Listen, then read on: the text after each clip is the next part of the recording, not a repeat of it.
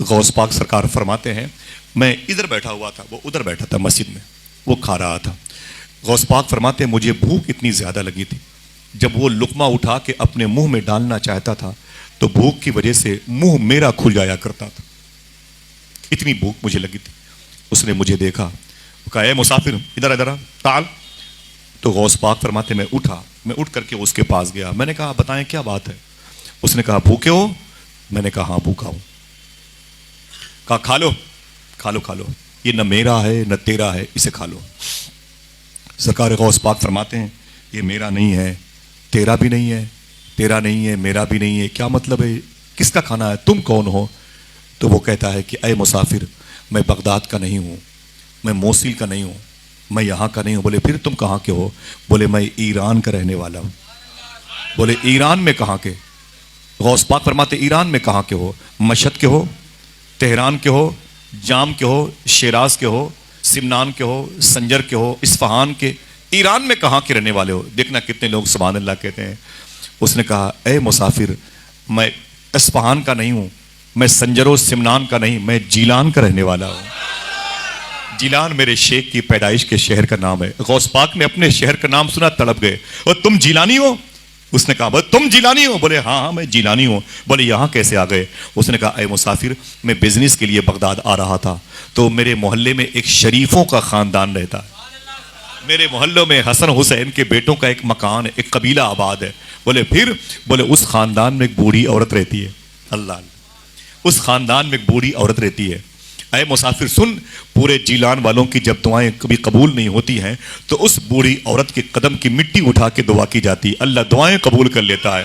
وہ عورت ہمارے محلے میں بوڑھی ہے لیکن بڑی تابندہ عورت ہے، بڑی مبارک عورت ہے، اس کے دوپٹے کے ایک دھاگے کے صدقے میں اللہ دعائیں قبول کرتا ہے۔ غوث پاک فرماتے ہیں اس کا نام کیا ہے؟ دیکھنا کتنے لوگ بولیں گے اس کا نام کیا ہے؟ وہ کہتا ہے اس کا نام مخدومہ فاطمہ ام الخیر ہے۔ آئے ہائے، یہی نام تو میرے غوث پاک کی امی کا تھا۔ اپنی ماں کا نام سنا تڑپ گئے غوث پاک، رونے لگے۔ فرماتے ہیں کہ پھر یہاں تم کیسے آئے؟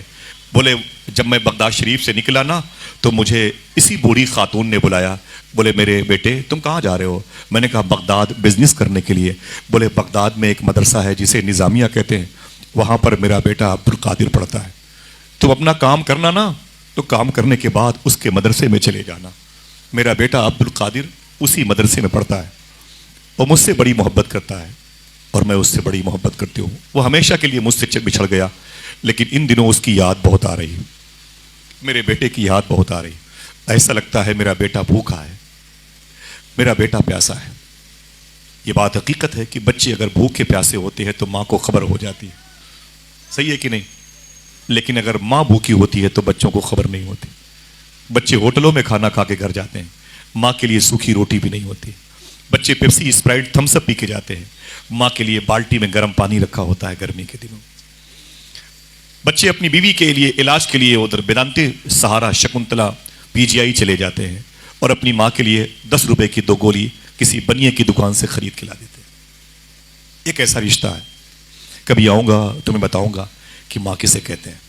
سرکار غوث پاک فرماتے ہیں مجھ سے اس نے کہا کہ مجھ سے اس بوڑھی عورت نے کہا بغداد جانا تو میرا بیٹا عبد القادر ہے، اس کو میرا سلام بولنا، یہ کچھ خرچے کے پیسے اس کو دے دینا، ان دنوں اس کی یاد بہت آ رہی ہے، اس سے بتانا کہ تیری ماں خیریت سے ہے۔ تو غوث پاک فرماتے پھر؟ وہ کہتا میں بغداد آیا، میں نے اپنا بزنس کیا، میں فارغ ہو گیا، پھر میں اس مدرسے میں گیا جہاں شیخ عبد القادر پڑھتے ہیں، جامعہ نظامیہ۔ جب میں وہاں گیا تو مدرسے کے بچے اساتذہ ٹیچرز تھے لیکن عبد القادر نہیں تھا۔ میں نے کہا شیخ عبد القادر؟ بولے جیلانی؟ میں نے کہا ہاں۔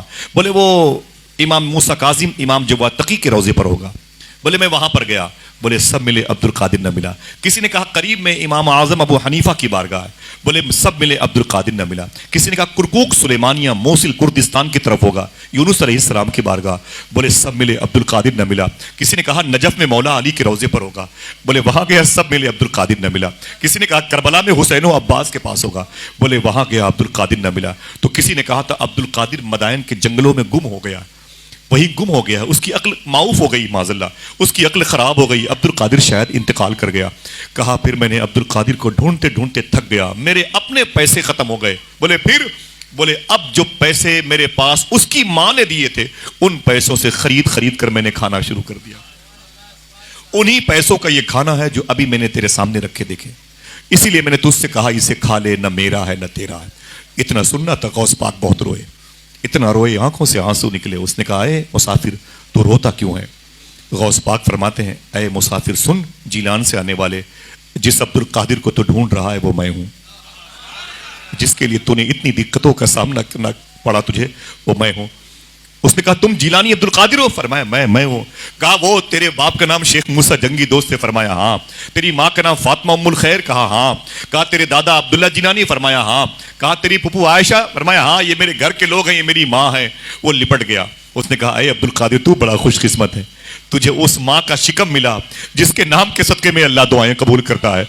तू उस शरीफों के खानदान का है, शुरफा के खानदान का, तू हसनी हुसैनी लाल है। मैंने कहा, हाँ। ये बता मेरी माँ कैसी है? मेरी माँ कैसी है? उसने कहा, अब्दुल कादिर, तेरी माँ ठीक है, ज़ोफ है, बुढ़ापा है, लेकिन तेरी माँ ठीक है। गौस पाक फरमाते, मुझे उसने पैसे दिए, कल यहाँ क्या होगा, लंगर बटेगा। क्यों? क्या इदरीस साहब के पास पैसे फालतू हैं कि हमें और आपको खिलाएंगे? उनके घर में कोई खाने वाला नहीं है, उनके बच्चे नहीं हैं, घर की बीवियां, उनके बच्चों के बीवियां नहीं है, क्या जरूरत है सब करने की? लेकिन ऐ दोस्तों सुनो, हुजूर गौसे आजम से किसी ने पूछा था कि ऐ शेख अब्दुल कादिर, सबसे बड़ी नेकी किसे कहते हैं? सवाल समझ गए? सबसे बड़ी, ना ऊंची बोले, सबसे बड़ी, हाथों को उठाएं पहले, सबसे बड़ी, सवाल समझो फिर जवाब समझोगे, सबसे बड़ी नेकी किसे कहते हैं? गौस पाक ने जुमला इरशाद फरमाया था, मैंने नेकियों की फाइल उलट पलट के देखी, लेकिन सबसे बड़ी नेकी अल्लाह की बारगाह में जो मुझे मिली है वो ये है, पब्लिक को खाना खिला दिया जाए। हाय हाय, जरा मोहब्बत से कह दो सुभान अल्लाह। भूखों को खाना खिला दिया जाए, मुसाफिरों को खाना खिला दिया जाए, अपने घर में नमाजियों को बुला के चाय पिला। नेकियों, यही जुमला गौस पाक के लंगर खाने पे लिखा हुआ है। सुभान अल्लाह कह दे। मैंने नेकियों की फाइल उलट पलट के देखी, सबसे बड़ी नेकी अल्लाह की बारगाह में मखलूक पब्लिक को खाना खिलाने वाली नेकी, यही वो अमल था जिसने उभारा। और फिर कल इंशाअल्लाह गरीबों की शिकम परवरी का इंतजाम होगा और गौस पाक का लंगर होगा। तो सूफी सुल्तान फरमाते, कोई आए चाहे ना आए, गौस पाक का नुमाइंदा जरूर आता है। जरा मोहब्बत से कह दो सुभान अल्लाह। मैं अपनी बहनों से गुजारिश करूंगा, अपनी माओं से, अपनी बेटियों से, हर जुमेरात को गौस पाक की नियाज किया करें। दिल से बोले इंशाअल्लाह, हर जुमेरात को गौस पाक की नियाज किया करें, ठीक है? अपने हाथों से बावजू बनाया करें और अपने हाथों से ही फातिहा किया करें। किसी इमाम और मौज़िन को तकलीफ ना दें, आप अपने घरों में खुश रहें, बावजू नियाज करें, पर्दों में इतर लगाएं, मुसल्लों में सजदा करने की जगह पे इतर लगाएं, अपने सब बाल बच्चों को लेकर के जो रब ने दिया, बहनों को, घर के ससुर, सबको लेकर के आप बैठें और फिर हुजूर गौस पाक को याद करके नियाज करें। कुछ नहीं आता, 11 मरतबे सूरह फातिहा, 3 मरतबे सूरह अलहम्द शरीफ, सूरह फातिहा ये पढ़ करके, सूरह कुल वल्लाहु अहद शरीफ, सूरह इखलास और सूरह फातिहा 11 और 3 मरतबे पढ़ करके अपने हाथों को उठा दें। गौस पाक सब जानते हैं और कुछ करने की जरूरत नहीं। इंशाअल्लाह बड़े पीर की निगाह तुम्हारे घरों की तरफ रहेगी, इंशाअल्लाह कह दें। मैं बहुत थोड़ा सा चावल गौस पाक के लंगर खाने का लेके आया था, उबैद भाई मेरे बड़े भाई, मैं उनको दिया था। इंशाअल्लाह आऊँगा तो सबको गौस पाक के लंगर खाने का चावल दूंगा इंशाअल्लाह, ठीक है? और नहीं 2-3 दिन के बाद अब मेरे घर पे बगदाद के मेहमान आने वाले हैं, अभी भी वो आराम कर रहे हैं घर पे, पूरी फैमिली है, सैयदानियाँ हैं, वो आने वाले हैं। तो आप मेरे घर पे आइएगा तो इंशाअल्लाह मैं सबको दूंगा, ठीक है? इंशाअल्लाह, ठीक है? सरकार गौस आदम फरमाते मुझे वो पैसे दिए, उसने कहा ये पैसे लो, मिसाल के तौर पर तुम्हारी माँ ने मुझे 500 रुपए दिए थे, 100 तो खर्चे हो गए, बचे कितने? 400, ये 400 बचे, इसे ले लो। गौस पाक फरमाते मैंने उसमें से कुछ पैसे निकाल के किराए के नाम पे उसे दिए। मैंने कहा जाना तो मेरी माँ को सलाम बोलना, कहना तेरा बेटा अब्दुल कादिर अपनी राह में मस्त मगन है, इश्क की मंजिल तय कर रहा है, ऐ मेरी माँ दुआ कर अल्लाह मुझे आशिक बना दे। मैं भूखा जरूर हूं लेकिन अल्लाह के नाम की बरकतों ने मुझे जिंदा रखा है, अल्लाह के नाम का फैजान मुझे जिंदा रखा है, मैं बड़ी मेहनतें कर रहा हूं, बेइज़्निल्लाह मेरी माँ से कहना तेरी दुआ की जरूरत है। माँ अगर इंतकाल कर जाए तो उसकी कब्रों पे जाया करो इंशाअल्लाह। माँ अगर जिंदा हो तो वादा कीजिए जब भी घर से निकला करे अपनी माँ का हाथ चूम के निकला करें। कितने लोग ऐसा करेंगे इंशाअल्लाह? इंशाअल्लाह बोलें, माँ बाप के हाथ चूम के निकला करें। यही वो नेमतें हैं जिसके बारे में जितनी तारीफ की जाए, जितनी बातें बताई जाए वो कम है। ये एहसास उस वक्त होता है जब ये नेमतें घर से चली जाती हैं हमेशा के लिए। सरकार गौस आदम के पास जितने पैसे आए खर्चे के लिए, मालूम है क्या किया? उसी किसी बैंक में जमा नहीं किया, किसी उस्ताद को नहीं दिए, हुजूर इसे रखे रहें, 10-10 रुपए हर महीने लेंगे और मुझे खर्चे के लिए दीजिएगा। हुजूर गौस पाक उन पैसों को लेके बगदाद की मंडी में आए, होटलों से खाना खरीदा, فروٹس خریدے، میوہ کی چیزیں خریدی، اور پھر غلام نوکر چاکر کو بلا لیے، ٹھیلے بلا لیے، اور کہیں ٹھیلوں پر، کہیں لوگوں کی پیٹھ پر، کہیں پہ سروں پہ رکھ کے کھانا پورے پیسے کا لدوایا اور پورے بغداد کے فقیروں میں بانٹنے لگے، بغداد کے سائلوں کو دینے لگے، بغداد کے بھوکوں کو کھلانے لگے، اور پورے پیسے سے بغداد میں لوگوں کو کھانا کھلایا۔ ایک دوست سے ملاقات ہو گئی، اس نے کہا شیخ عبد القادر یہ کیا بات ہے، کل تو بھوکے تھے، آج لنگر چل رہا ہے۔ سرکار غوث پاک فرماتے ہیں یہ لنگر کے پیسے مجھے میری ماں نے بھیجے تھے۔ بولے کائے کے لیے؟ بانٹنے کے لیے؟ فرمایا نا بانٹنے کے لیے نہیں، مجھے خرچے کے لیے بھیجے تھے، 2-4 مہینے میرے خرچے کے پیسے تھے۔ بولے پھر؟ بولے سارے پیسے جو خرچے والے تھے اسے میں نے سامان خرید کر کے بغداد کے غریبوں کو بٹوا دیا ہے۔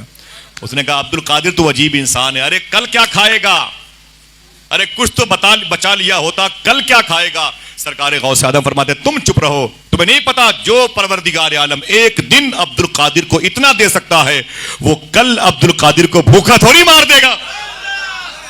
یہ کس نے کہا کہ ادریس صاحب آپ ڈیک چڑھائیں گے تو چاول کم ہو جائیں گے، مسالے کم ہو جائیں گے، پیسوں سے گوشت آئیں گے، مرغی، تو پھر وہ پیسے نا جب اللہ اتنی طاقت ایک دن دے گا تو پھر انشاءاللہ ہمیشہ کھلانے کی طاقتیں بھی غیب سے دے گا انشاءاللہ۔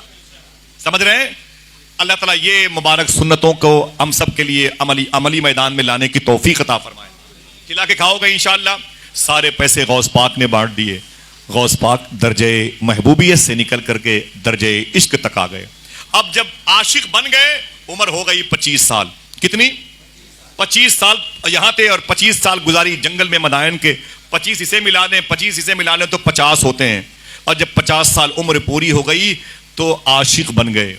اب جب عاشق بن گئے تو بغداد کی طرف دیکھ کے بولے اے میرے مولا میں کہاں جاؤں، میرے لیے کہاں حکم ہے، کہاں بزنس، کہاں کاروبار، کہاں پڑھانا، کیا کرنا ہے؟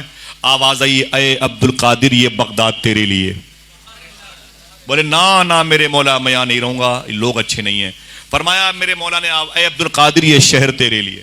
بولے میرے مولا میں یہاں نہیں رہوں گا، آواز آئی یہ شہر تیرے لیے۔ بولے میرے مولا مجھے یہ شہر پسند نہیں ہے، یہاں اوباش ٹپوری قسم کے لوگ رہتے ہیں، نشہ خور بہت ہیں، حلال اور حرام کی تمیز نہیں ہے، عورتوں میں بے پردگی ہے، مردوں میں تعیش پرستی ہے، میں اس شہر میں نہیں رہوں گا۔ آواز آئی تجھے اسی شہر میں رہنا ہے، تجھے اسی۔ غوث پاک فرماتے میں مچل گیا۔ جب عاشق بن چکے تھے تو پھر اب درجے محبوبیت پر آنا ہے، اب باتیں ان کی فالو کی جائیں گی۔ کہتے ہیں میرے مولا اگر میں بغداد میں رکوں گا تو پھر میری کچھ شرطیں بھی ہیں تجھے ماننی پڑیں گی۔ کس سے کہہ رہے ہیں؟ اونچی بولو۔ اللہ سے کہہ رہے ہیں، آپ کوتوال سے نہیں کہہ سکتے، دروگا جی سے نہیں کہہ سکتے، ودھائک سے نہیں کہہ سکتے، یہ غوث پاک اللہ سے کہتے ہیں میرے مولا اگر میں اس شہر میں رہوں گا تو میری کچھ شرطیں ہیں۔ آواز آئی بول عبد القادر تیری شرط کیا ہے؟ تو غوث پاک فرماتے ہیں میں نے 70 شرطیں گنائیں۔ کتنی؟ اونچی بولو۔ میں نے 70 شرطیں گنائیں اور اللہ نے میری ہر ایک شرط کو 70 مرتبے کہہ کے قبول کی ہے۔ ایک دن تقریر کر رہے تھے غوث پاک نے فرمایا اے بغداد والو اگر کہو تو بتا دوں ان 70 شرطوں میں ایک شرط کیا تھی؟ لوگوں نے کہا حضور بتا دیں، تو سرکار غوث اعظم فرماتے ان 70 شرطوں میں ایک شرط یہ بھی تھی۔ میں نے کہا اے میرے مولا میری ایک شرط یہ بھی ہے کہ جو مجھ سے محبت کرے بغیر توبہ کے اسے موت نہیں آنی چاہیے۔ اللہ اللہ اللہ اللہ۔ کہو تو دوسری بتا دوں، کسی بتا دوں؟ یہ کتاب میں نہیں ہے، یہ کتاب میں نہیں ہے کہ یہی وہ دوسری شرط ہے، لیکن یہ واقعہ ہے۔ لیکن غوث پاک کے ان 70 معروضات میں ایک یہ بھی ہے۔ غوث پاک کے خادم شیخ بقا بن بطوح غوث پاک کے پیچھے پیچھے چلتے تھے۔ استاد شیخ حماد دباس کے روم میں آئے، اور جب روم میں آئے نا تو سرکار غوث اعظم کے استاد بیٹھے تھے، غوث پاک کھڑے ہو گئے اور کھڑے ہو کر کے آپ نے ادب سے خطبہ پڑھا، اور خطبہ پڑھنے کے بعد تقریر شروع کر دی۔ اور جب تقریر شروع کی تو ٹاپک کیا تھا؟ نماز روزہ نہیں، موت قضا و قدر نہیں، معلوم ہے کیا ٹاپک تھا؟ اپنی ہی ذات۔ اے بغداد والو تمہیں پتا ہے عبد القادر کون ہے؟ اپنے ہی بارے میں غوث پاک نے بڑی بڑی بڑی بڑی باتیں کی اور دیر تک کی۔ تقریر جب ختم ہوئی تو آپ کے استاذ نے کہا عبد القادر ادھر آؤ۔ جب غوث پاک اپنے استاذ کے پاس گئے تو استاد شیخ حماد نے کہا عبد القادر تجھے پتا ہے بہت اوور بولتے ہو۔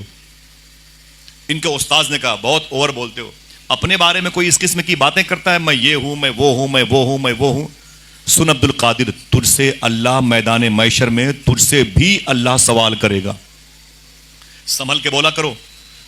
فرماتے ہیں استاد اے عبد القادر اللہ تجھ سے بھی مواخذہ کرے گا، گرفت کرے گا۔ تجھ سے بھی میدان محشر میں سوال کرے گا اللہ، لہٰذا سنبھل کے بات کیا کرو، اتنا اوور نہ بولا کرو۔ غوث پاک کے خادم شیخ بقا کہتے ہیں کہ غوث پاک کا چہرہ بدل گیا، آپ نے اپنا داہنا ہاتھ اپنے استاذ کے سینے پہ رکھا، رکھنے کے بعد ہٹایا اور ہٹانے کے بعد فرمایا اے میرے استاذ دیکھو میرے داہنے ہاتھ کی ہتھیلی پہ کیا لکھا ہوا ہے۔ دیکھنا کتنے لوگ سبحان اللہ کہتے ہیں۔ تو شیخ حماد دباس کہتے ہیں میں نے شیخ عبد القادر کے داہنے ہاتھ کی ہتھیلی کو دیکھا تو اس میں لکھا ہوا تھا اے حماد دباس اللہ فرماتا ہے میں عبد القادر سے میدان محشر میں کوئی سوال نہیں کروں گا۔ یہ ان 70 میں سے دوسری شرط ہے۔ مجھے کئی باتیں معلوم ہیں، یہ بتایا تھا صوفی صاحب قبلہ نے، لیکن حضور غوث اعظم سرکار ہے، ذرا پیار سے کہہ دو سبحان اللہ۔ تو یہ کھانے کھلانے والی رسم کو زندہ رکھو گے انشاءاللہ؟ انشاءاللہ بولو، کھلا کے کھاؤ گے، یہ غوث پاک کی سنت ہے۔ ہاں کل لنگر کی دھوم دھوم رہے گی انشاءاللہ، غوث پاک کا نمائندہ آئے گا انشاءاللہ۔ غوث پاک نے خدمت کی، 5000 عیسائیوں نے یہودیوں نے کلمہ پڑھا۔ غوث پاک کی بات کروں گا تو 6-7-8 گھنٹے میں ختم ہوتی ہیں، لیکن باتیں آخری ہیں، ٹھیک۔ حضور غوث اعظم سرکار کے ہاتھوں پہ کلمہ پڑھنے والوں کی تعداد 5000 ہے۔ کتنی؟ 1.25 لاکھ لوگوں نے توبہ کیا شراب سے، زنا سے، چوری سے۔ 1.25 لاکھ غوث پاک کے مدرسے سے عالم دین فارغ ہوئے۔ ہفتے میں 2 تقریر غوث پاک میدان میں کرتے تھے، ہر تقریر میں 400 لوگوں کو اللہ اپنا ولی بناتا تھا، 400 جنازے اٹھا کرتے تھے۔ انسانوں کی تعداد 70,000 کے آس پاس ہوتی تھی، جنات اس سے زیادہ ہوتے تھے، اور فرشتے کتنے ہوتے تھے؟ یا تو آپ گن کے بتائیں یا مجھ سے سن لیں۔ سرکار غوث اعظم فرماتے ہیں انسان 70,000 سے زیادہ ہوتے تھے۔ میری کرسی لگتی تھی باب الشیخ میں، اور باب حلب تک 2.25 کلومیٹر دور تک لوگ بیٹھتے تھے، ٹھیک۔ 70,000 کا مجمع ہوتا تھا، جنات اس سے زیادہ ہوتے تھے، اور فرشتے غوث پاک فرماتے کبھی کبھی میں تقریر کے بیچ میں اپنا سر اٹھاتا آسمان کی طرف تو اتنے فرشتے آسمان کے نیچے زمین کے اوپر ہوا میں اڑتے ہوئے لٹکے ہوئے میری تقریر کو سنتے رہتے تھے کہ مجھے آسمان دکھائی نہیں دیتا تھا۔ یہ غوث پاک کی تقریر سننے والے لوگ ہیں، ہر ولی آتے تھے۔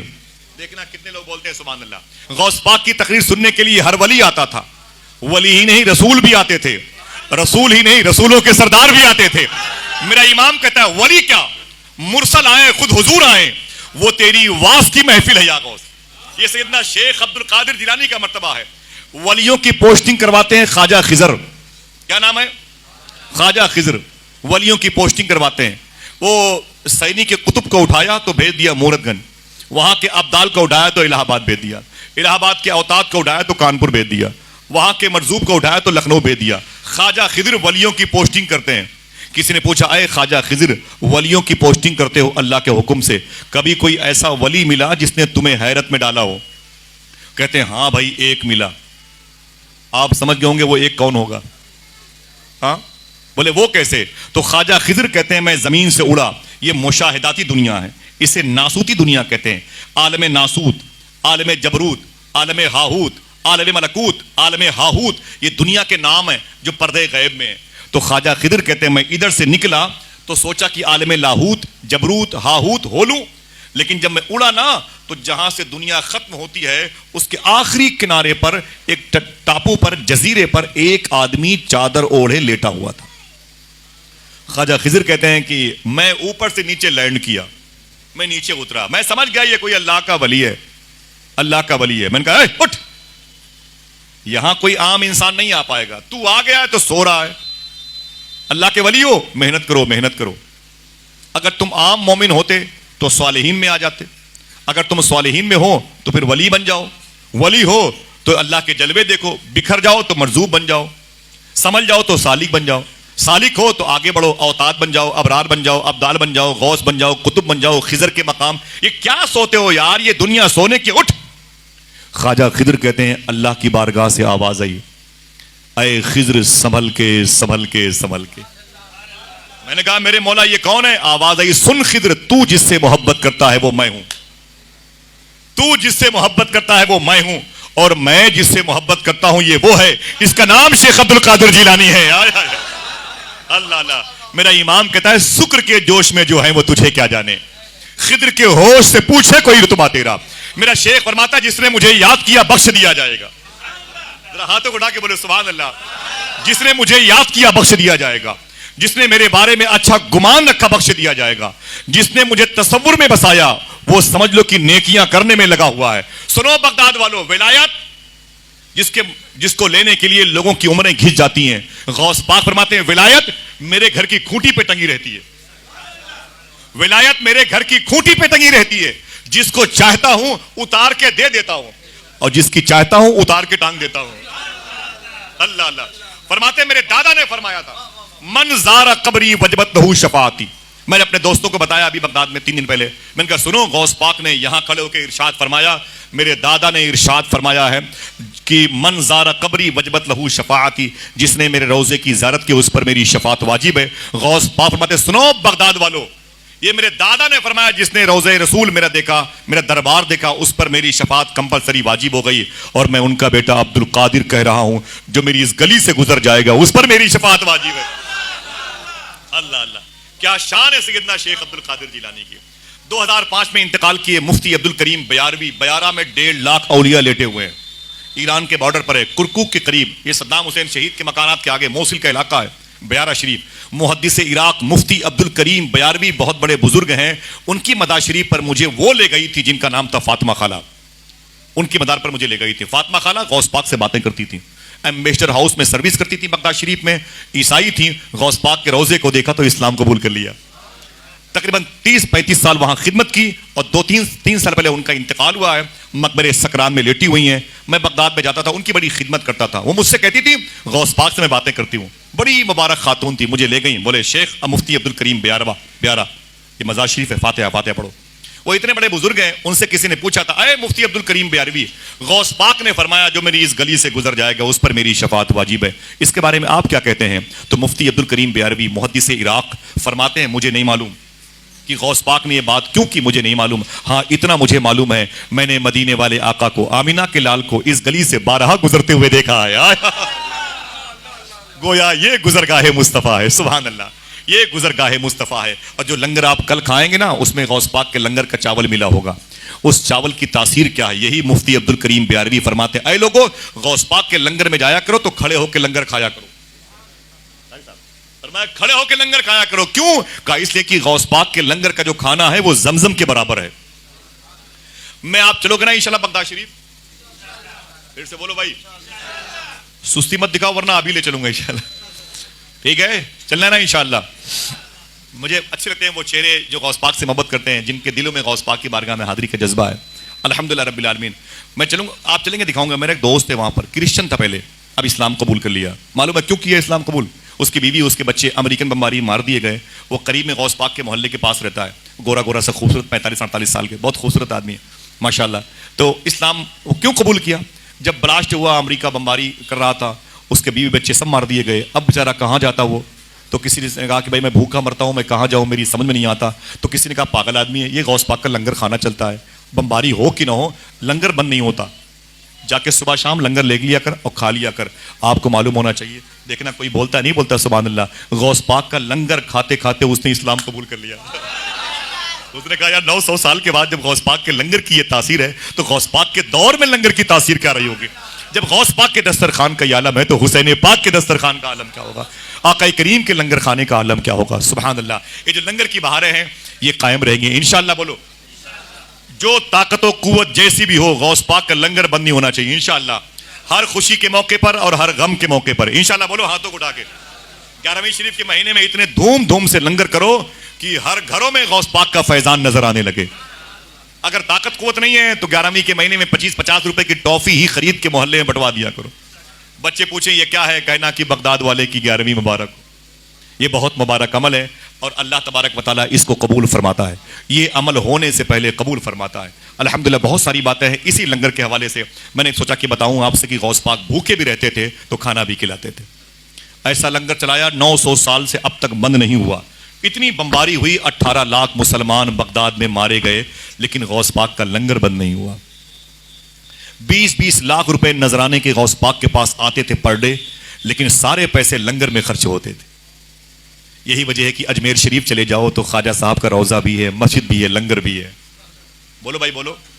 سرکار صابر پاک کی بارگاہ میں چلے جاؤ تو صابر پاک کا روضہ بھی ہے، مسجد بھی ہے، لنگر بھی ہے.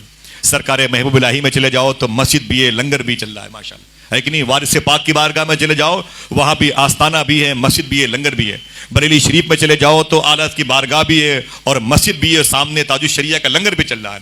میرے آقا سرکار مخدوم سمنا کی چوکٹ پہ چلے جاؤ تو وہاں بھی آستانہ بھی ہے اور سب سے بڑا دواخانہ بھی ہے الحمدللہ، اور لنگر بھی چل رہا ہے۔ ایسے ہی عاشقوں کا گھر ہونا چاہیے۔ کوئی غریب گزرے تو اسے گزرنے مت دیجیے، دعا کرو اللہ ہم سب کو کھلانے والوں میں شامل فرمائے۔ اپنے بیوی بچوں کو سخی بنائیں، سخی جس کے ہاتھ لمبے ہوتے ہیں اللہ ان ہاتھوں کی دعائیں قبول کرتا ہے۔ یہ دکھا دکھا کے کھاؤ گے تو بیمار ہو جاؤ گے، کھلا کھلا کے کھاؤ گے تو انشاءاللہ بیماریاں دور کرنے والا کام اللہ آپ کو سونپ دے گا انشاءاللہ۔ کہہ دیں وَكُونُوا مَعَ الصَّادِقِينَ، جو سچوں کا سردار اسے شیخ عبد القادر جیلانی کہا جاتا ہے۔ میرے گھر میں 2-3 دن کے بعد انشاءاللہ امید ہے بغداد شریف کے کافی مہمان آنے والے ہیں، اور تاریخ اگر کنفرم ہوتی ہے میں بتاؤں گا عبید بھائی کو، تو آپ لوگ تشریف لائیے گا انشاءاللہ۔ کچھ تبرکات بھی میں دوں گا انشاءاللہ آپ سب کو، اور میرے پاس ابھی تو غوث پاک کی بارگاہ میں نہیں، میں تو امی کے لیے کچھ لایا تھا، آرام سے کوئی بات نہیں ماشاءاللہ۔ وہ عائشہ فاطمہ کی ولادت کے موقع پر میں آیا ہوں، اور یہ ایک نقش مبارکہ ہے سرکار غوث پاک کی بارگاہ کا، یہ جو ہے نا